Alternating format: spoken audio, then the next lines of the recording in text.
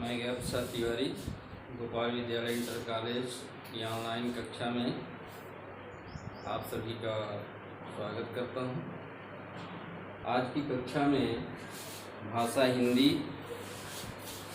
से संबंधित व्याकरण की कुछ जानकारी के साथ मैं उपस्थित हूं। सबसे पहले जानना यह है कि भाषा क्या है। प्रश्न बनता है कि भाषा क्या है। बहुत ही सरल शब्दों में अपने मन के भावों या विचारों को एक दूसरे से व्यक्त करने के माध्यम को भाषा कहते हैं। इसे हम 3 रूपों से व्यक्त कर सकते हैं: लिखित, मौखिक और सांकेतिक। यहाँ इसका ब्यौरा लिखा नहीं गया है, लेकिन संक्षिप्त रूप से मौखिक जान सकते हैं। लिखित भाषा क्या है? जब हम अपने मन के भाव या विचार आमने सामने एक दूसरे से बोलकर लिख कर व्यक्त करते हैं, वो लिखित भाषा कही जाती है। जब हम आमने सामने मौखिक रूप से किसी बात को व्यक्त करते हैं तो वहाँ पर मौखिक भाषा का प्रयोग होता है। और सांकेतिक भाषा चित्रों के माध्यम से, संकेतों के माध्यम से जो बात कही जाती है। जैसे हम सब ने देखा होगा कि जगह जगह सड़कों के किनारे बहुत सारे चिन्ह बने रहते हैं जो कुछ न कुछ बातों को व्यक्त करते हैं। तो ये सांकेतिक भाषा का प्रयोग वहाँ होता है। अब सीधे चलते हैं कि लिपि। किसी भी भाषा की एक लिपि होती है। लिपि क्या है?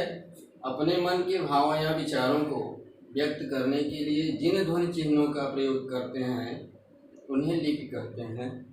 हिंदी भाषा की लिपि देवनागरी है। अब सीधे सीधे चलते हैं व्याकरण की ओर, क्योंकि किसी भी भाषा के सम्यक ज्ञान के लिए व्याकरण का ज्ञान होना आवश्यक है। तो व्याकरण क्या है, इस विषय पर चलते हैं। किसी भाषा का शुद्ध बोलना, लिखना व पढ़ना जानने की विधि को व्याकरण कहते हैं, जिसके माध्यम से हम भाषा को शुद्ध रूप से बोल सकते हैं, भाषा को शुद्ध लिख सकते हैं, या लिखी हुई भाषा को शुद्ध पढ़ सकते हैं। तो उस विधि को व्याकरण कहते हैं।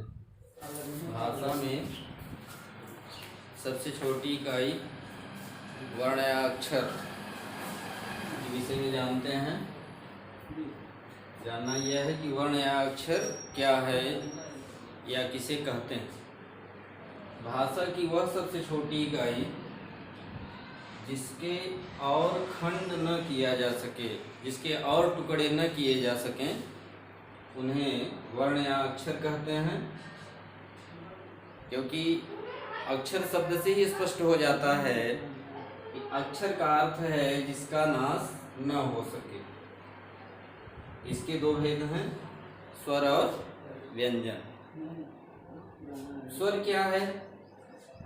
ऐसे वर्ण या अक्षर जिनके उच्चारण में किसी दूसरे वर्ण की सहायता न ली जाए उन्हें स्वर कहते हैं। जैसे अ, ई, उ इत्यादि। लेखन के आधार पर हिंदी भाषा में स्वरों की संख्या 13 है।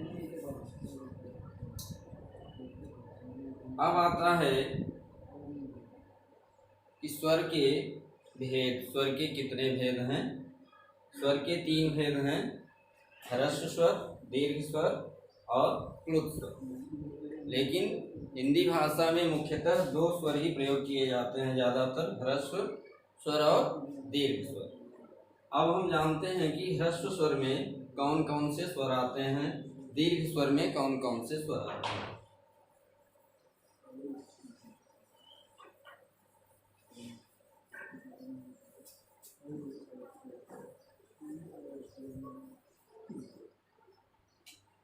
स्वर में पहला है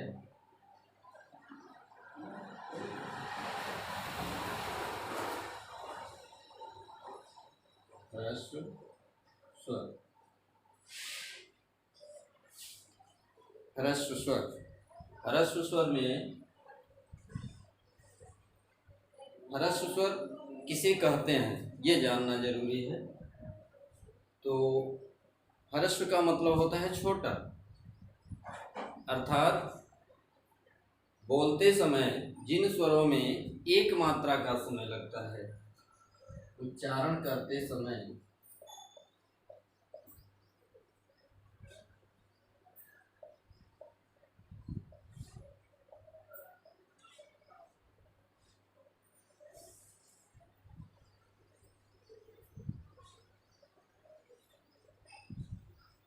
जिन स्वरों में एक मात्रा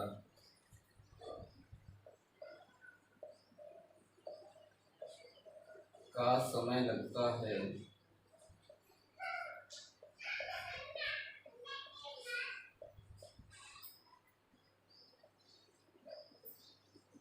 उन्हें ह्रस्व स्वर कहते हैं।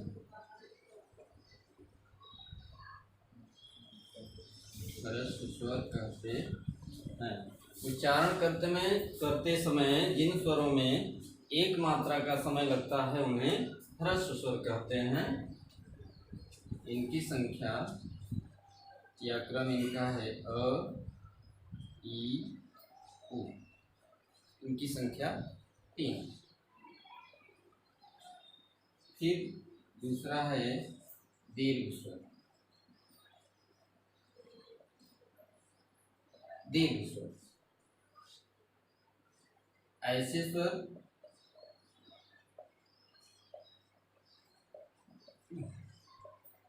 जिनका उच्चारण करने में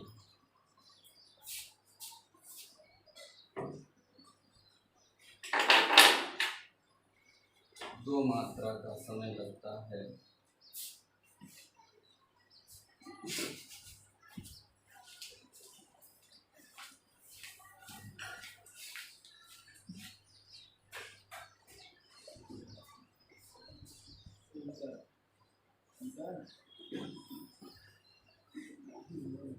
उन्हें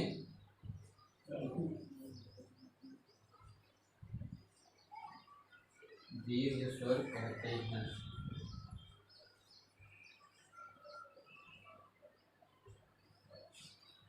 दीर्घ स्वर के दो भेद हैं। इसमें पहला है साधारण दीर्घ स्वर।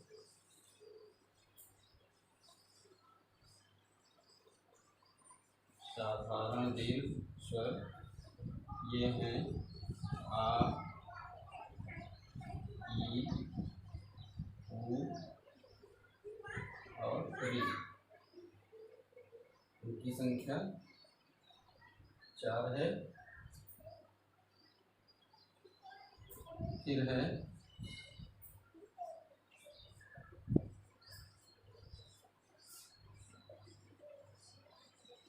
संयुक्त दीर्घ स्वर। ये हैं ए, ऐ, ओ और इसी में इनकी भी संख्या 4 है। और इसी में दो और स्वर होते हैं जिनको अयोगवाह कहा जाता है।